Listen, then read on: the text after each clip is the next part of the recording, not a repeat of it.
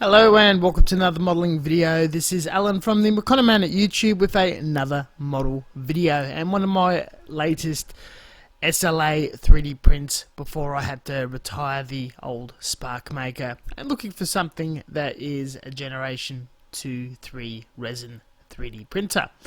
I will be 3D printing, modifying with existing parts and adding many different accessories to a Megami Device, which is normally manufactured injection molding by PoofybirdDesign.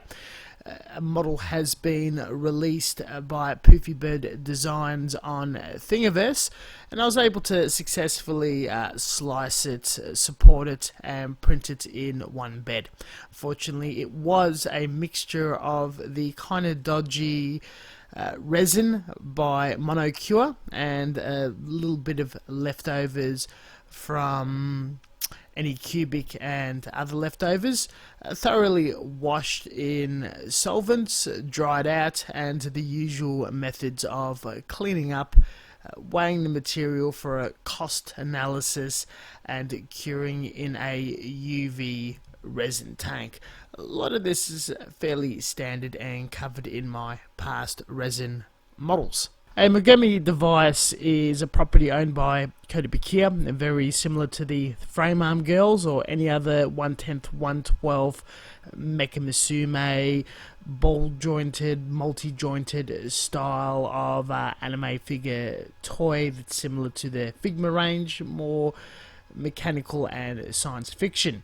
I've scoured Thingaverse, found a very nice grenade launcher and a dog which was scaled using the Scale Model World platform to get the right height, some Google searching, and this was done with the Anycubic resin. It came out a lot smoother, a lot nicer, popped out, and was able to assemble the rocket launcher with very little issue, utilizing super glue, a bit of sanding, and it gave me a lot less trouble than the shoddier Monocure resin. Utilizing some parts from a Frame Arm Girl kit, I got a pre-painted head and two hands, which is a little harder to source and print, to putty up and mount on the existing body.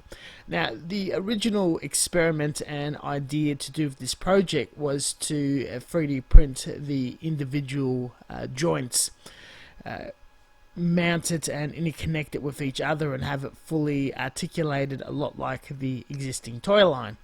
This did not work out due to how soft the material was before curing, and after curing being far too rigid and difficult to clean and sand to make a snap fit.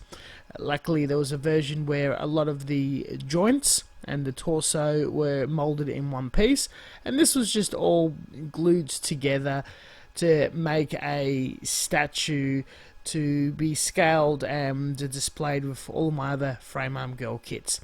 I found this lovely German Shepherd Husky style dog with a gas mask, and at this point the plastic structure started to break down on the Spark Maker, leaving these really fat, weird Z-axis lines that would spill out from the light through vibration. This was easily cut off. The print was still quite excellent and easy to clean up with some Monocure yellow resin.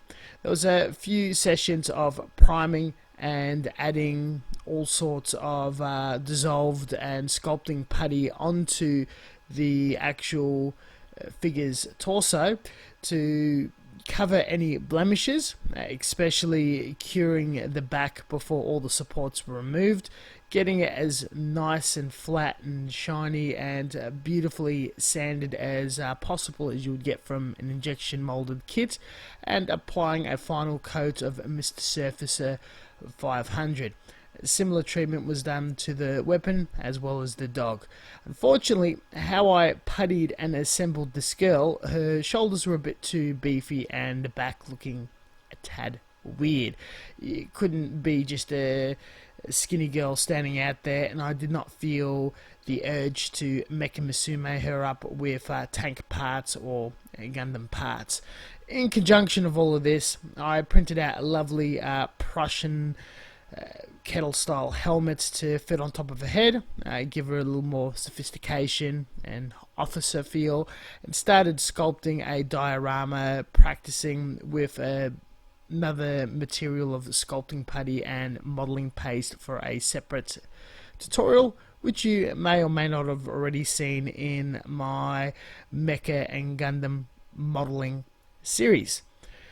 I also came across some very thin leather called pliver, a byproduct from lamb and sheep, and started cutting this in small sheets to give this girl the illusion of a very ratty style cape or wraparound across her body, as if she was wandering around a dystopian desert or a Mad Max style world. The really large piece of the cape was supported by wire and PVA glued together with extra strips added. I would texture this cape to give it the illusion of movement in wind and one of those heavy watercolor cell shaded anime look. At this stage, everything was near finish in the building, sanding, putting stage. So applied a primer via airbrush in lacquer across all the pieces, and picking out certain Mr. Color paints, started shading and painting the dog, other components, the diorama up in just a very playful manner, while filming a bunch of airbrush videos in the new studio space and the smaller compressor, again for a completely separate video. Ideally, I wanted to make another Mecha Musume model. The last anime toy that I jazzed up and added Gundam and military parts to was just so frighteningly terrible and ugly looking. I was put in a Ziploc bag and never seen again. Never took a photo or shared it online before, and wasn't too keen on starting another frame arm girl kit, as the last one I did a heavy amount of work and generally just abandoned it and placed the model somewhere maybe never to be seen again. I should pull it out and finish off after all. A burnout of a too high amount of parts count and far too many options to finish that particular kit. I wanted a frame arm girl Mecha Musume. I didn't want to spend $100, about $10 in material, and just cruised around Thingaverse for the right parts, as I had no image, and started cleaning up bad resin, putting it aside, picking it up again, and coming across problems and looking to hide it or decorate it in a way with paint or putty or this giant cape, and exciting it a bit with a dog. It was just one random chuck into another, and it just free formed from very random on the spot ideas, opposed to having a very defined image of what sort of story, diorama or finished look I wanted to achieve.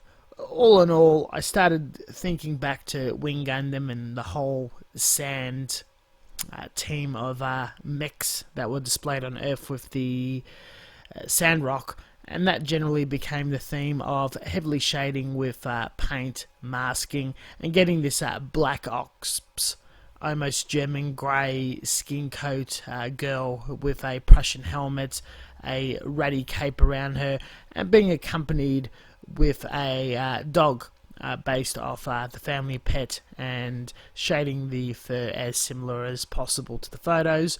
The mask, funnily enough, I got one of those G4 Soviet masks in the salt mines and managed to correctly compare the colours, and this grenade launcher was just interesting enough to slip it in an existing hand and super glue it into place.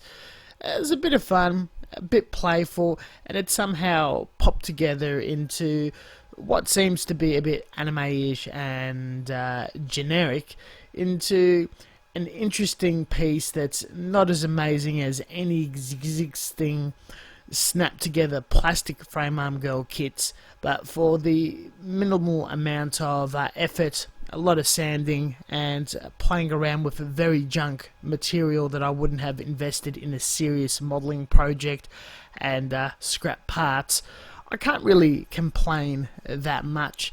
It's generally a side project, an afterthought, nothing really serious, and it somehow just came together and gave me an excuse to make a bunch of videos in the effort of a tutorial or product experimentation or learning more methods and testing paints and products and finishing coats that I just had lying around in plastic bags that I bought from Japan, and will also review and play further.